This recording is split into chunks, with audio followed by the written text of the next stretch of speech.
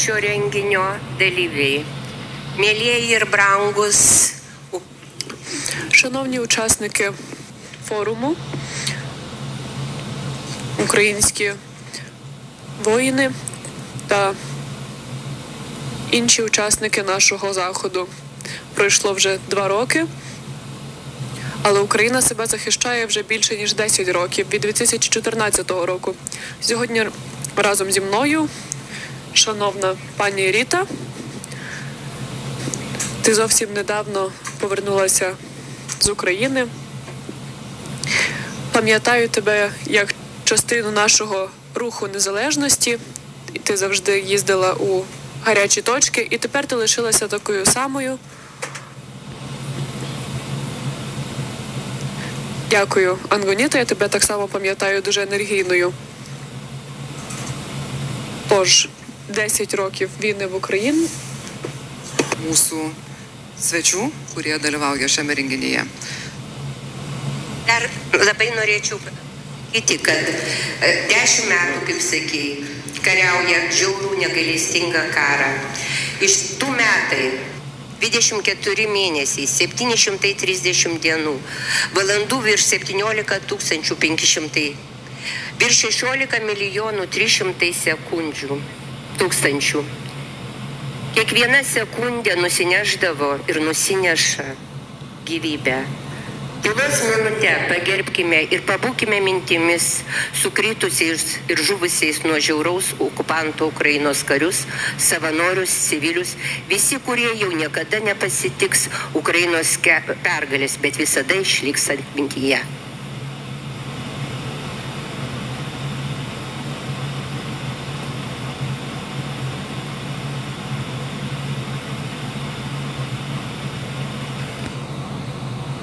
Pradėti norėčiau nuo to, kuo įprasta pasisakymą užbaigti. Nuo padėkos. Pačios nuoširdžiausios padėkos visiems, kurie tuos 2 metus tvirtų žodžių ir Ukraina. Gerai, aš paprašysiu mikrofoną.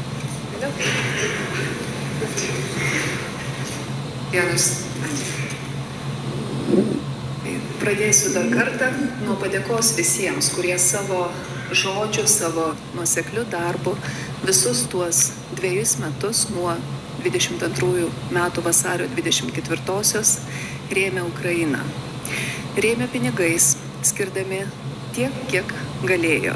Rėmė keldami vėliavas, dalydamėsi žinutėmis socialiniuose tinkluose, palaikydami karo pabėgėlius, rinkdami aukas, kovodami su melagingomis naujienomis, skleisdami tiesos žodį, o kai kurie ir tiesiogiai prisidėdami prie pasipriešinimo čia, Lietuvoje ir pačioje Ukrainoje.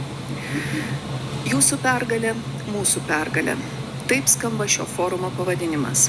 Ir būtent galutinę pergalę ir norėčiau akcentuoti.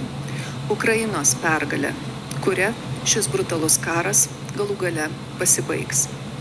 Taip, šiandien kalbėdami antrųjų metinių išvakarėse puikiai suprantame, kad priešas pavojingas ir nuožmus, o situacija įtempta ir sudėtinga. 2 metai karo išmokė daug skaudžių pamokų, bet turime būti atviri ir nepagražinti situacijos. Mokėmės ne tik mes, mokėsi ir agresorius. Ir Putino skaičiavimai kai kur dėja pasiteisino. Sekinantis karas naudingas Rusijai, jei jo kaina vis dar nėra tokia skausminga agresoriui, kokia turėtų būti.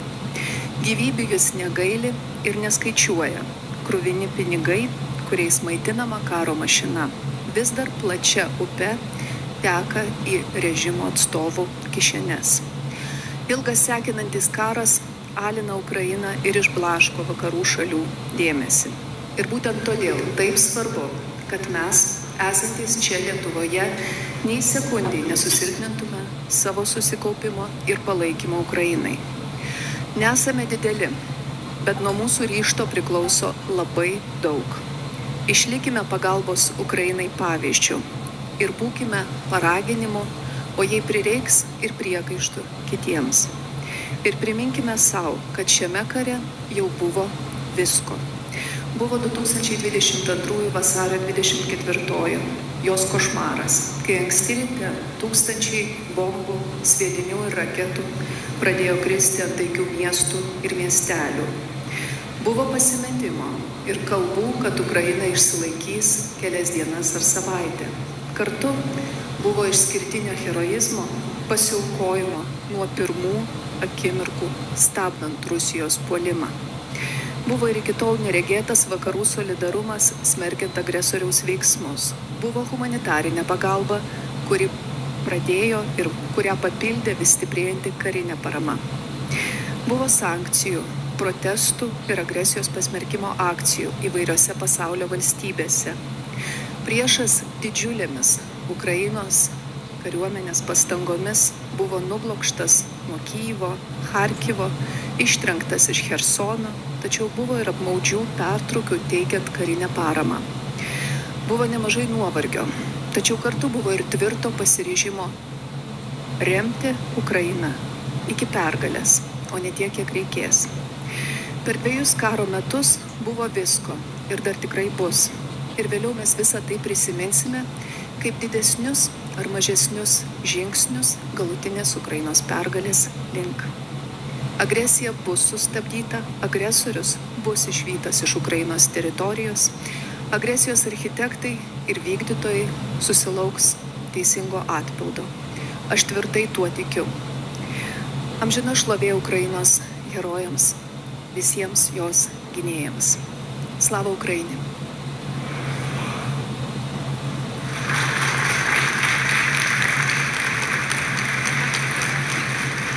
Ačiū Seimo pirmininkė Viktorijai Čmilytei Nilsen, ačiū už tą skaudų priminimą. Ambasadorių Lietuvoje Petro Bešta.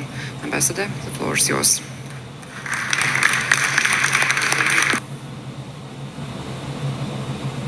Вельмишановна пані спікерко, Сеймас.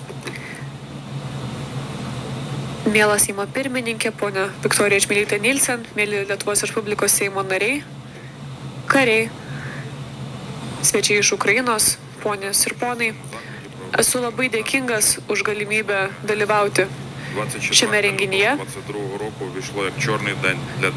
22 vasario diena 2022 metais įėjo į istoriją kaip juoda diena demokratijai.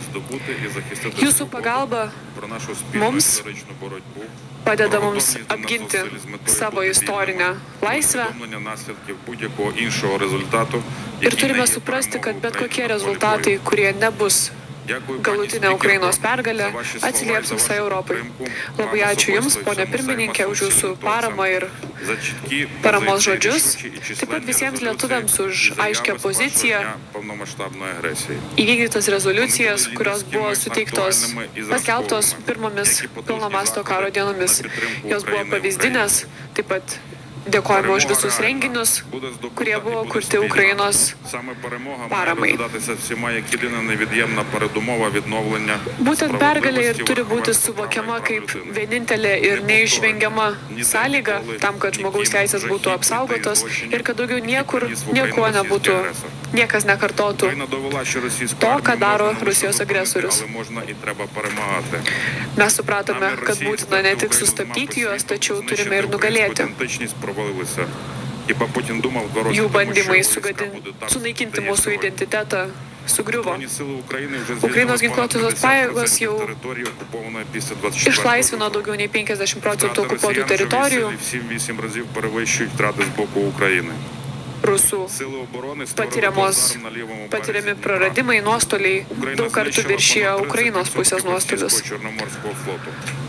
Ukraina sugadino didelę dalį, apgadino ir sunaikino didelę Juodosios jūros laivyno pajėgų iš Rusijos pusės.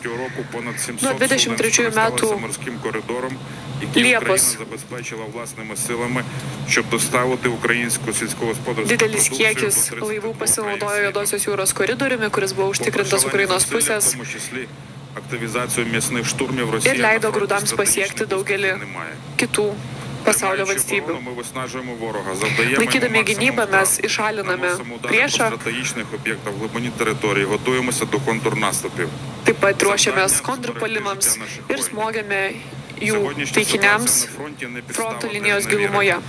Це черговий виклик, до якого ми готові, який ми успішно Dabar подолаємо. patiriame eilinius iššūkius, su Україна має kuriais план перемоги. Він vėlgi базується на susitvarkysime. повній Ukraina turi мобілізації ir pergalės партнерів, planą. незмінно Jis максимальній yra готовності українців stipriai susijęs su mūsų partnerių на високотехнологічні paramos зброї. nenutrūkstamumu. Сьогодні 22% внутрішнього валового продукту України виділяється на потреби Ir оборони. šiandien didesnė dalis Ukrainos BVP nei anksčiau yra skiriama gynybai. Ми активно будуємо армію дронів. Aktyviai auginame mūsų dronų pajėgumus. 50 разів вищими, ніж за весь 22 рік. Виробництво українських дронів зросло у 120 Ukrainos dronų разів. gamyba išaugo Їх виробляють 120 понад kartų. 200 українських компаній, Jos gamina державних daugiau і nei приватних. 200 Виробництво verslų мінометних valstybinių снарядів ir privačių. збільшено в 42 рази. Хто ще може продемонструвати такі результати? Kas dar galėtų В pademonstruoti Україні вже працює щонайменше 10 tokį didžiulį компаній, progresą які per tokį виробляють trumpą безпілотники laiką? великої дальності.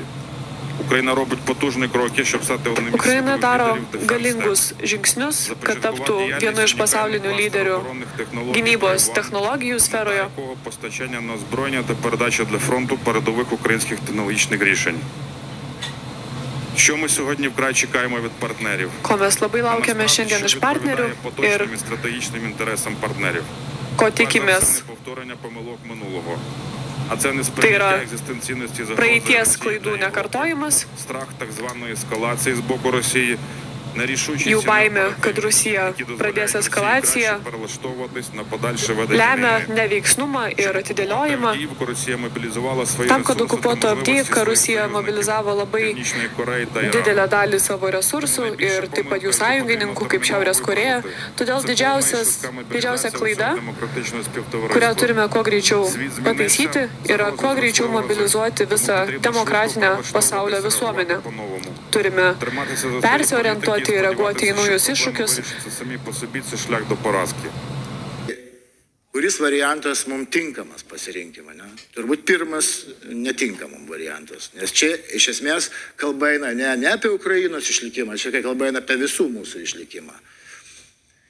Ir Ukrainos pralaimėjimas yra visų mūsų pralaimėjimas. Tai mes tik tai atiduodami Ukrainą, mes tiesiog pasikviečiam karą į savo teritoriją. Ir tai su to reikia susitaikyti ir tai reikia pripažinti. Dabar, ką mums reikėtų daryti? Mes Baltijos pafrontės valstybės, į mus žiūri ir mūsų vakarų draugai. Taip, tie, kurie gyvena Lisabonoje, tie, kurie gyvena Romoje, Paryžiuje. Ir jiems mūsų ramybė irgi labai patinka. Jeigu mes skiriame 3%, Rusija skiria 7%, tai aišku, akivaizdu, nėra balanso. Jie balansuoja karą, mes nebalansuojam savo gynybos. Taip. Tai ir čia yra bėda. Aš nenoriu sakyti, kad mes privalome pasiekti 7% gynybai, bet aš sakyčiau, kad tai nepakenktų.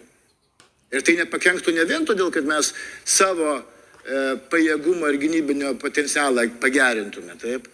Mes parodytume pavyzdį Lisabonoje, mes parodytume pavyzdį Romoje. Taip. Mes parodytume pavyzdį kitiems. Mes nuo tų 7% galėtume dar daugiau paremti Ukrainą. Mes daugiau galėtume skirti dabar resursų Ukrainai. Ir tokių pavyzdžių dabar reikia. Ir nesvarbu, Lietuva, Latvija, Estija, bent viena valstybė atsiras, ją pastebės. O ta ramybė 2%, 3%, 3% nėra labai didelio skirtumo. Dabar 18 NATO valstybių iškopė virš 2%, nors Vilniaus samite buvo sutarta, kad 2% yra dugnas, tai yra čia tik pradžia. Tai aš sakau, mums reikia nešnekėti, mums reikia daryti ir prašyti politikų, duokit pinigų tiek, kiek reikia. 3%, mes 30 metų nekreipiam dėmesio į savo saugumą pakankamo. 0,78% iš 10 krašto apsaugos savanorių pajėgų rinktinių 2003 metais išformavom, liko 5 rinktinės, teritorinės gynybos pajėgos per pusę. sausumos pajėgų štabas vietoj operacinio štabo tapo administraciniu štabu, nes net ginklų neturėjom štabe. Jūs įsivaizduojat, operacinį štabą. Tai apie ką mes kalbam. Ir čia aš tokią analogiją jums pasakysiu. Situacija bloga. Dėl to, jeigu, aš tokią analogiją aš mėgstu apie bulves, tik aš apie baklažaną gal pasakysiu, bulves jau nusibodo. Jeigu jūs pasodinsite baklažaną pavasarį ir jo nelaistysite visą vegetacijos periodą, maisto medžiagų jam neduosite ir paskui užpirsite rudenį 2 tonas vandens, klausimas, ar jūs turėsite derlių ar ne? Ne. Aišku, ne. Tai dabar mūsų gynybos sistema yra toks baklažanas. Bet tai nereiškia, kad jam nereikia pilti vandens. Reikia pilti ir reikia projektuoti ateitį. Ir reikia pasirinkti prioritetus. Prioritetai yra viskas. Ir divizija išvystyta su tankų batalionu ir rezervas organizuotas į vienetus. Mes tik tai šiais metais, įsivaizduokite, kaip mes gyvename iki šiol, aš neįsivaizduoju, mes tik šiais metais priėmėm įstatymą, kad parengtą rezervą gali kariuomenės vadas kviesti į mokymus. Skundžiamės, kad trūksta personalo, seržantų trūksta, ne? Kvieskit tuos rezervistus. Kas trukdo? Ar nors vieną parengtą rezervistą pašaukėme, reiškia, į kokį nors štabą patarnauti, ne? Nu, gali patarnauti. Sveikatos netitinka. Nu gerai, tai, bet prie kompiuterio gali pakeisti tą, kuris atitinka sveikatą. Ir tą reikia jau dabar daryti. Prancūzija. Mane kaip atsargos karininką paima į mokymus Prancūziją. Bet Lietuva nepaima. Mane pakviečia į korpusą Lilio mieste. Ir aš ten turiu žaisti, žodžiu, už Baltijos regiono ekspertą ir roleplay, lietuviškai pasakyti. Nu, žodžiu, artistas būnu kaip kariuomenės vadas. Nu, ir ką aš ten pamačiau, štabuose pilna rezervistų. Jų, prancūzų. Jie yra apmokomi. Taip, aš nekritikuoju, sakykime, dabartinio kariuomenės administracijos, bet aš tik tai sakau, kad visi viską matom, visi suprantam, reikia spartinti procesus, tempą reikia didinti. Duokim tuos procentus. Aš sutinku, kad mūsų dabartinė valdžia susidūrė su iš tikrųjų sudėtingu laikmečiu, bet reikia suprasti, kad šiandieniniai sprendimai bus po 5 metų, mes turėsim jų vaisius. Tai yra tas, kas dabar bus priimta, po 5 metų mes turėsim tą baklažaną. Tai aš linkiu, kad būtų geras baklažanų derlius ir toks geras, kad Ukraina turėtų pakankamai ginklų ir kad jinai nepasirašinėtų status quo, o kad jinai atsiimtų visą savo teritoriją, įskaitant ir Krymą. Krymas Ukrainos. Ačiū uždėmesį. Ačiū, pulkininke. Sveiki. Man didelė garbė būti čia ir kalbėti priešais tokią garbingą auditoriją. Esu žmogus iš karo lauko, tai nekalbėsiu, pasistengsiu nekalbėti apie globalius dalykus. Pats asmeniškai tikiu, kad esmė slypi detalėse. Todėl pakalbėsiu apie detalės ir kaip aš ir mano kovų draugai įsivaizduoja tuos procesus susijusius su gynyba ir kokias pamokas reikia išmokti ir kaip panaudoti. Tai pirmą kartą į Ukrainą išvykau simbolinę kovo 11 22 metų dieną ir po 3 savaičių jau papuoliau į fronto ruožą Charkove ir praktiškai per pirmą savo užduotį patekau į artilerijos apšaudymą. Šokas buvo milžiniškas ir reikėjo su tuo tvarkytis ir kažkaip tai išgyventi. Per visą tą laiką pabuvau praktiškai visuose karščiausiuose Ukrainos fronto taškuose, nuo Charkovo iki Chersono ir Donecko. Teko iš vidaus stebėti, kaip karas transformuojasi ir keičiasi iš manevrinio karo pradžioje ir tampa statiškų apkasų karų vėliau, kaip karą pradeda įtakoti stipriai technologijos, kaip jisai tampa bepiločių orlaivių karu. Estai prie sienos su Rusija ruošiasi įrenginėti bunkerius, gelžbetoninius bunkerius ir gynybos linijas. Lenkai stato prieštankinius įrengimus Už suteiktą galimybę pasisakyti. Leiskite pradėti savo kalbą nuo greito reziumė. Noriu prisistatyti. Esu Ukrainos ginkluotųjų pajėgų karininkas Aleksandras. Šiuo metu tarnauju vienoje iš Ukrainos aukštųjų karinių mokyklų, kurie kariniai karjerai paskyriau jau daugiau nei pusę savo gyvenimo. Dabar mano oficialios pareigos tai kadetų mokymas, kaip nugalėti ir ugdyti atsidavusius Ukrainos patriotus. Dar iki, kalbant apie karo pradžią Ukrainoje, iš tikrųjų atviras Rusijos ir Ukrainos karas prasidėjo 2014 m. vasarį, kai Rusijos kariuomenė įsiveržė į Ukrainą prisidengdama civiliais ir nepaskelbusi karo. Visų pirma, buvo okupuota Krymo autonominė respublika ir Sevastopolio miestas, šiek tiek vėliau dalis Donecko ir Luhansko sričių teritorijų. Taigi 2014 m. vasario 20 d. Rusija pradėjo Krymo pusiasalio okupacijos operaciją. 2014 metais Rusijos pradėtas karas prieš Ukrainą parodė visam pasauliui, kad dabartinis Rusijos režimas, vadovaujamas Putino, nepaisys jokių tarptautinės teisės normų. Paskutiniais 2021 metų mėnesiais Rusija sistemingai didino savo pajėgumų skaičių pasienyje su Ukraina. Priešas bandė įtikinti visą pasaulio visuomenę ir Ukrainos vadovybę, kad tai yra pratybos. Beveik 2000 kilometrų Ukrainos ir Rusijos sienos rėžyje buvo dislokuota Rusijos kariuomenė. 2022 m. vasario 21 Rusijos federacijos vadovybė pripažino vadinamųjų DNR ir LNR nepriklausomybę ir nusprendė oficialiai dislokuoti laikinai okupuotose teritorijose savo ginkluotųjų pajėgų padalinius. Nors tai nėra paslaptis, kad jie ten buvo jau nuo 2014. Vasario 24 2022 metais Rusijos tankų kolona įsiveržė į Ukrainą Luhansko srities teritorijoje.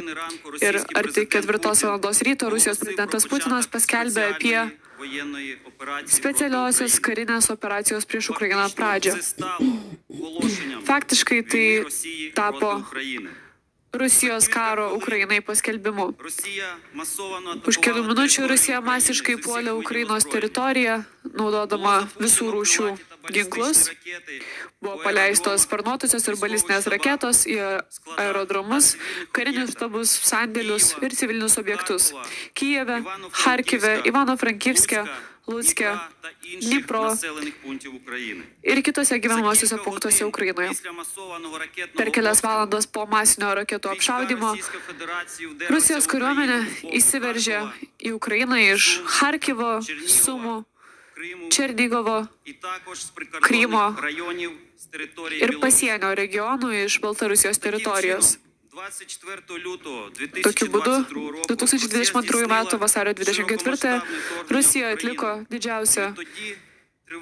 atliko pilno masto invaziją į Ukrainą ir nuo to laiko tęsiasi naujas plataus masto karo etapas. Visa ukrainiečių tauta susivienijo prieš priešą ir karas tapo liaudies karu. Agresorė Rusija, pažeisdama tarptautinės teisės ir žmogaus teisės normas, kasdien vykdo nusikaltimus prieš Ukrainos gyventojus ir visą valstybę. Dėl to žūsta žmonės, nyksta kaimai ir miestai, naikinama aplinka. 22-23 metų rudenį ir žiemą Rusija pradėjo raketų smūgius prieš Ukrainos energetikos sektorių. Ukrainiečiai ir ukrainietės liko be elektros, be šildymo, be galimybių pasigaminti valgyti. Tačiau mes išgyvename. Šiandien Ukraina yra demokratijos ir laisvės forpostas, siena, kuri gina ne tik savo nepriklausomybę ir teritorinį vientisumą, bet ir teisę į savo egzistavimą. Tai galvom, tiem žmonėm reikia padėti. Štai 10 metų ir matom, kad visa tai tikrai nesibaigs.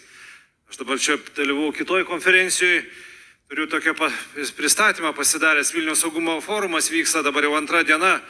Tai aš padariau anglų kalbą, kadangi čia daug yra užsieniečių, tai noriu pasakyti, kur yra ta problema. Kodėl visa tai vyksta? Tai kad nori Rusai atstatyti Tarybų sąjungą. Kai prasidėjo Tarybų sąjunga, tai buvo 3 šalis. Tai buvo Rusija, buvo Baltarusija, buvo Ukraina. Tai Baltarusija jau yra nunuodyta ir pagrobta. Dabar ima Ukraina.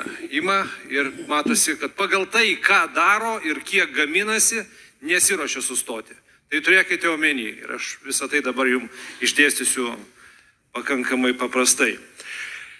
Su vakarais ir rytais, kuo skiriasi, tai yra sprendimo priimimo procesas.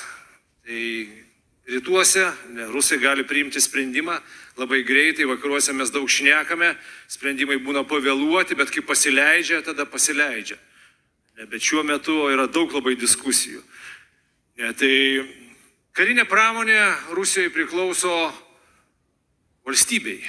Jie gali pasakyti, kad tu gaminai duoną, nuo rytojus tu gaminsi FPV dronus.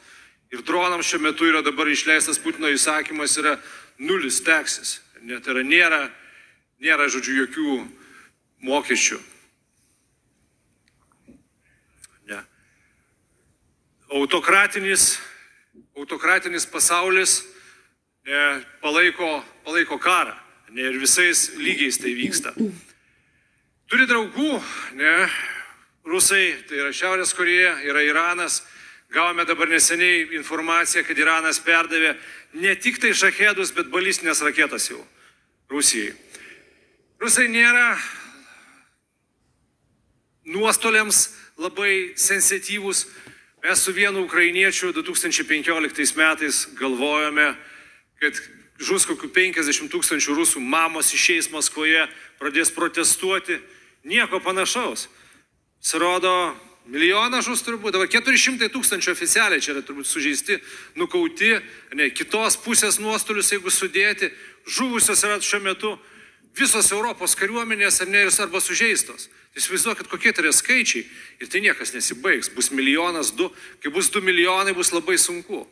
Nes bus visi praktiškai Rusijoje, kurie praradė šeimose, tai ta agresija auks. Su kiekviena diena čia situacija tikrai negerės. Tai vyksta karas ir vyksta prekyba. Ir tai reikia suprasti, kad tam tikros šalis, kurias mes laikėme padoriomis šalimis, dėlė tokiomis nėra. Su jais buvo šnekamasi, dabar viskas nukirsta, nei politiniam, nei kariniam lygmenį, niekur. Visiškai. Ne.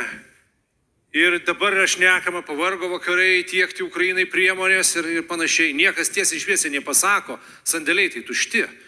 Ir ten vien važiavo, aš tuo metu Briuselėje dirbau, NATO vadavietėje, sako, žiūrėkit, gėda atvažiuoti į Europą. Gynybai nieko neskiriate, viską tik amerikiečių pečių, galvojate, vėl mes atvažiuosime čia į Europą, vėl 1 milijoną suguldysim, vėl Maršalo planą, sako, jūs ką nematote grėsmių, kas čia darosi pasaulyje. Ir galvojat, kas nors čia kreipia dėmesį? Niekas, absoliučiai. Niekam neįdomu. Ne. Tai kai užpuolė Gruziją, to atsimenu 2008 metais, jeigu ne mūsų ambasadorius Linkevičius, nieko iš vis nebūtų, net reakcijos jokios nebūtų buvę. Tai su tais procentais dabar tai Lenkai ruošiasi, tikrai, mes irgi jau neblogai atrodome, tiesą sakant, 3% minimumas, jo apie 2 čia, 3 minimumas, judame į 5 ir toliau. Su šitais procentais nepasiruošim. Susitrinksime čia, po 10 metų turėsim 3 dienom aprūpinimą. Jeigu dabar turim 2 dienom, ar ne, po 10 metų 3 su tokiais pinigais. Be šansų pasiruošti yra. Ne? O reikia dar ukrainiečiam duoti. Jiems reikėtų pirmiau, ar ne? O po to savo dar sandėlius susikrauti. Ir tai yra didžiulis iššūkis, ar ne? Tai rusai šiuo metu turi dar visai nemažai vis tiek tose okupuotose teritorijose ir technikos turi, ir artilerijos turi, ir tankų, aišku, didžią tankų dalį prarado. Dabar suremontuoti jau tempia tankus, vamzdžius ardo, priemonių nebėra, ne, irgi pasaulyje yra baigtinis, dabar 2 konfliktai, baigtinis skaičius parako, gilzių pagaminimų ir nebėra staklių ir panašiai. Tai su tokiais dalykais yra susidurta.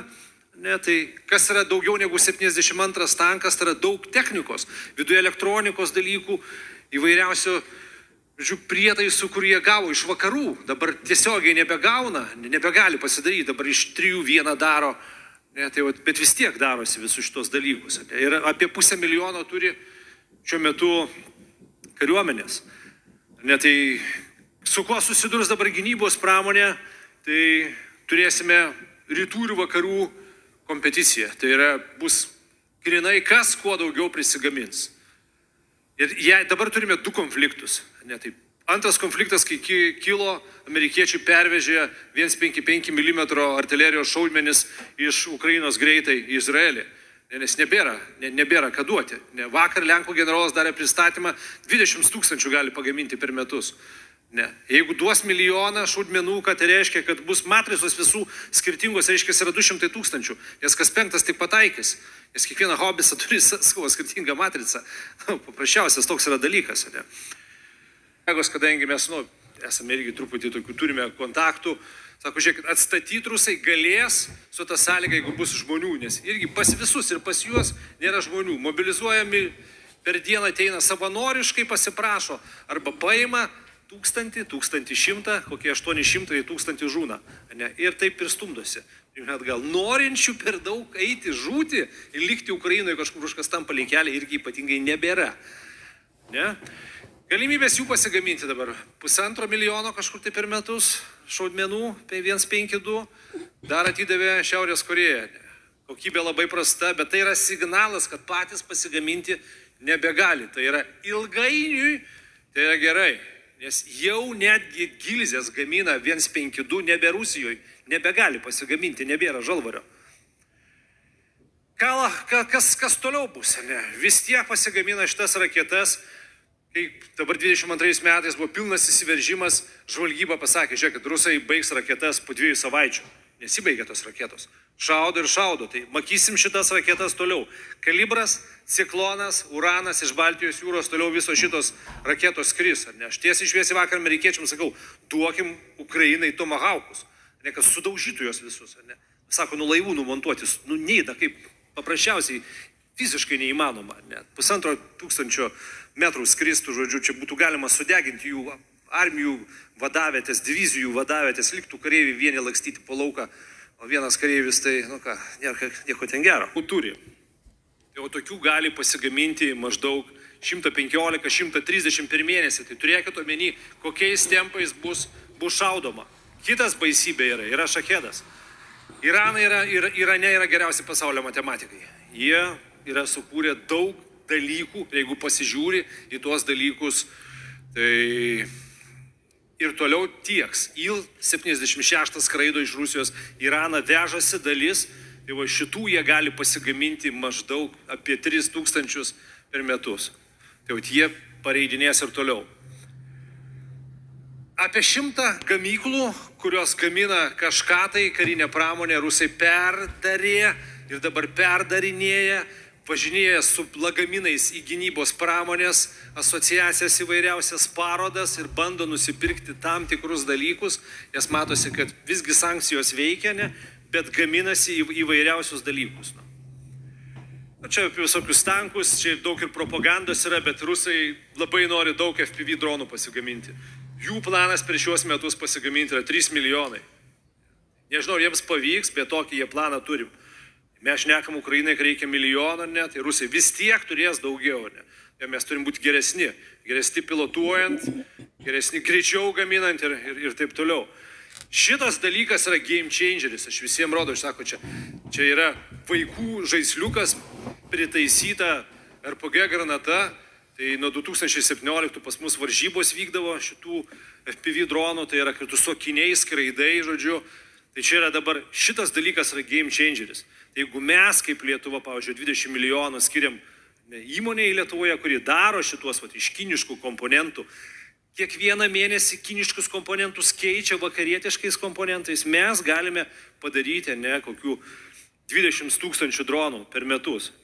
Jeigu kitais metais galbūt dar daugiau, jeigu pilotas yra geras paruoštas, tai gali, yra nuo praktiškai 20% iki 50% pataikymo. Tai reiškia, kad mes galime dabar šiais metais nuo 4 iki 10 000 taikinių sunaikinti. Tai yra nuo pavienio kareivio iki tų tankų, kur dar pas juos liko, ar ne. Iš tikrųjų galime, ir kadangi sėdė politikų šioje salėje, tai galite įsirašyti visą tai. Čia yra konkretūs skaičiai ir šitą droną pagaminti galime namuose per 4 valandas su lituokliu. Tai yra kaip Lego atsiplėšė į maišelius, iš Kinijos prasisiuntės, pasidarėjai ir tau už 4 valandų skraido. Tai labai rimti dalykai. Ir turi sujungti, vyriausybė turi sujungti pajėgas su tokiu žmogum kaip Jonas, kuris žino, ką daryti, kuris žino kiekvieną brigados vadą, žino, kur viską vežti, kad ne į sandėlį kažkokį tai, ne kur ten pato dievaži, kur viskas nueina ir taip toliau, bet efektyviai, greitai, antidroninės sistemas, tavo radaram akcija, tai čia yra labai svarbu. Ir kaip ir visur miniu vis tą FPV droną. Tai tiek iš mano... Tikrai dėkoju visiems kalbėtojams. Jūs kalbėjot tiesiai šviesiai, taip kaip yra, nes kalbėti aplinkui nebėra laiko. Tai labai esu dėkingas visiems lektoriam, šiandien kalbėjusiam, dėkingas ambasadoriui mus pagerbusiam, Ukrainos Seimo pirmininkiai, kuri mus pagerbė, taip pat ir profesorius Vytautas Landsbergis šiandien yra su mumis, jeigu kas dar nepastebėjote, taip pat labai džiaugiamės, kad jūs su mumis dalyvaujate, džiaugiamės, kad su mumis ir Jonas Ohmanas, Blue Yellow, tik grįžę su ta pačia Germarita Miliūtė, kuri veda renginį, tik vakar iš Ukrainos nuvežė tas priemonės radarom akcijos, kur padės išsaugoti ukrainiečių karių brangias gyvybės. Vienas akcentas. Ar pastebėjote, kad šiandien visi turinio kalbėtojai 5 buvo kariai? Pirmą kartą turbūt istorijoje, šitoj istoriniai kovo 11-osios salėje, kalba kariai. Vadinasi, metas toks. Vadinasi, metas klausyti karių, praktikų, kurie pačiupinėjo frontą, kurie praėjo karo mokslus, kurie žino, ką daryti. Nes reikia, kaip sakė gerbiamas Valinionis, daryti reikia. Lietuva daug daro, bet reikia daryti dar daugiau. Vieną ranką padedam Ukrainai, kitą turim mokytis. Mokytis, semtis patirties, kaip visada Jonas Ohmanas sako, turim būti ten, turim mokytis iš to, kas ten vyksta. Ir tada žinosim, ką daryti.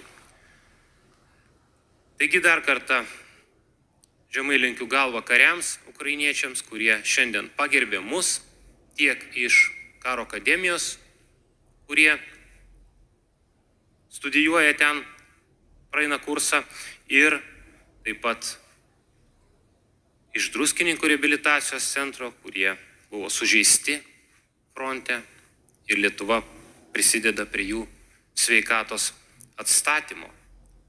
Ir taip pat ir gerbiamai sesiai, kuri yra savanorė, taip pat tuos karius iš fronto savo rankomis tempusi ir gydžiusi. Nesustokime remti Ukrainos ir nesustokime galvoti, kaip saugosime Lietuvą ir ginsime. Dabar šio forumo pertraukoje kviesime visus apačioje išgerti kavos puodelį, suvalgyti vieną kitą sausainį, prikepėm skanių, o vėliau grįžti į salę, po pusės valandos ir žiūrėti filmą apie ukrainiečių grupę Antitila. Labai įdomi istorija. Menininkai, muzikantai išvažiavo į frontą ginti Ukrainos ir tapo pasaulinėmis garsenybėmis. Su jais kartu panoro dainuoti tokias žvaigždės kaip U2, kaip Ed Sheeranas, ir jų dainas išgirdo visas pasaulis. Tai taip pat žinutė. Kultūra prieš karą. Kaip ir abi parodos, kurias tik atidarėme. Kultūra prieš karą. Civilizacija prieš tamsą. Kovokime už tai, kas mums brangu, tais pačiais ginklais, gėrio ginklais. Mes juk ir siekime išsaugoti civilizaciją, demokratiją, kultūrą. Aš visada žaviuosi ukrainiečiais, nes jie kieti, ne tik todėl, kad jie kieti fronte ir kietai kovoja, bet jie gyvena. Jie stengiasi išlaikyti visą šalį gyvą, kultūringą, civilizuotą. Be galo žaviuosi šią tautą, nepamirškim šio dėsnio, kad už gėrį kovoti reikia gėrio ginklais taip pat. Taigi, mėlyjei, kviečiu kavos pertraukai. Gerbiamai Pauliu, taip. Tai ką, slava Ukraini! Do perimogi!